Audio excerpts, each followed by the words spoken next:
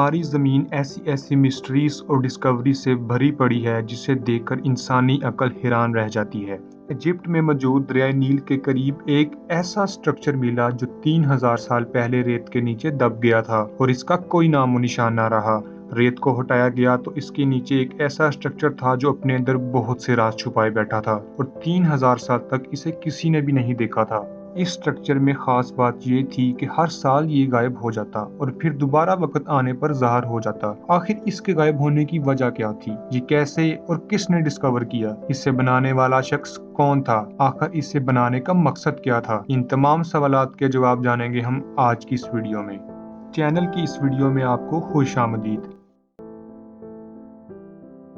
नाजरीन, इजिप्ट में न सिर्फ बहुत से बादशाहों के खजाने दरियाफ्त हुए हैं बल्कि यहाँ पर बहुत सी मिस्ट्रीज और सिविलाइजेशन की डिस्कवरीज भी हुई हैं। साल 1813 वो साल था जब स्विट्जरलैंड के एक रिसर्चर जोहान लुइस को रेत के नीचे से एक टेम्पल दरियाफ्त हुआ। इस टेम्पल का नाम था अबू सिम्बल। जोहान लुइस ही वो रिसर्चर था जिसने साल 1812 में पेट्रा को दरियाफ्त किया था। इस टेम्पल को अबू सिम्बल इसलिए कहा जाता है क्योंकि इसको दरियाफ्त करने वाला जोहान लुइस रिसर्चर मुसलमान हो गया था और बाद में इस रिसर्चर ने अपना नाम जोहान लुइस से अबू सिम्बल रखा था। इसी के नाम पर इस जगह को अबू सिम्बल कहा जाता है। इस टेम्पल को ग्रेट टेम्पल ऑफ रैमेसिस सेकंड के नाम से भी जाना जाता था।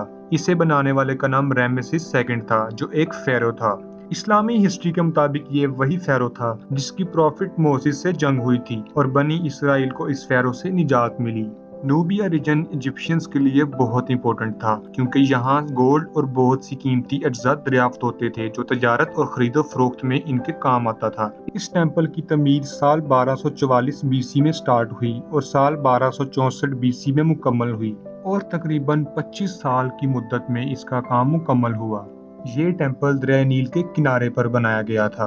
जब कभी दरिया के पानी का लेवल बढ़ जाता तो ये पूरा पानी में डूब जाया करता था और इसी वजह से ये गायब हो जाता था और जब कभी दरिया के पानी में कमी होती तो ये खुद को दोबारा जाहिर कर देता था। लेकिन ये मसला टेम्पल के लिए बहुत बड़ा खतरा था जो इसके वजूद को हमेशा के लिए खत्म कर सकता था। जैसा कि आप सब जानते हैं कि पानी बिल्डिंग को बहुत कमजोर कर देता है जिसकी वजह से इमारत गिर जाती हैं। ये कोई छोटा खतरा नहीं था। इस मसले को हल करने के लिए साल 1964 में इजिप्शियन गवर्नमेंट ने फैसला किया। इस गवर्नमेंट ने यूनेस्को से डील की और उन्हें मदद के लिए कहा कि वो टेम्पल को दरिया के पानी से महफूज रखें ताकि वो टेम्पल की इमारत को कमजोर ना कर सके।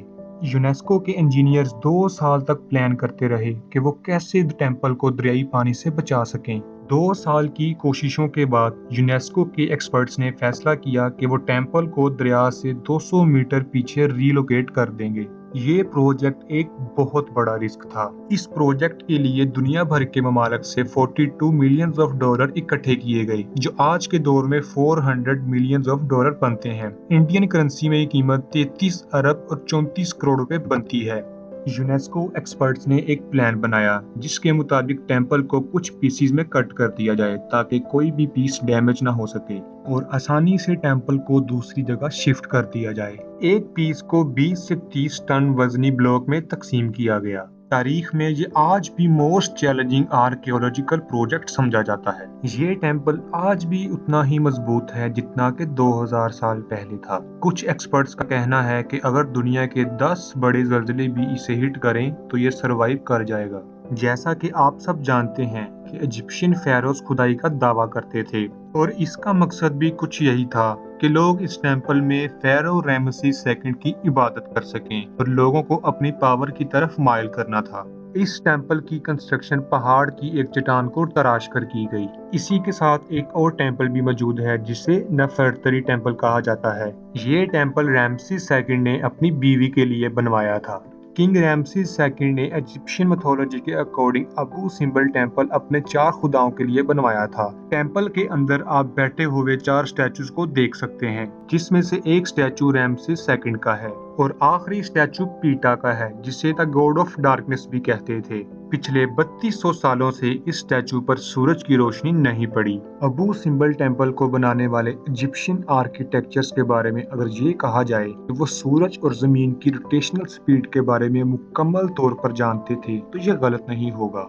आर्किटेक्चर्स ने टेम्पल को इस तरह डिजाइन किया था कि साल में सिर्फ 2 दफा ही सूरज की रोशनी टेम्पल से गुजर सके।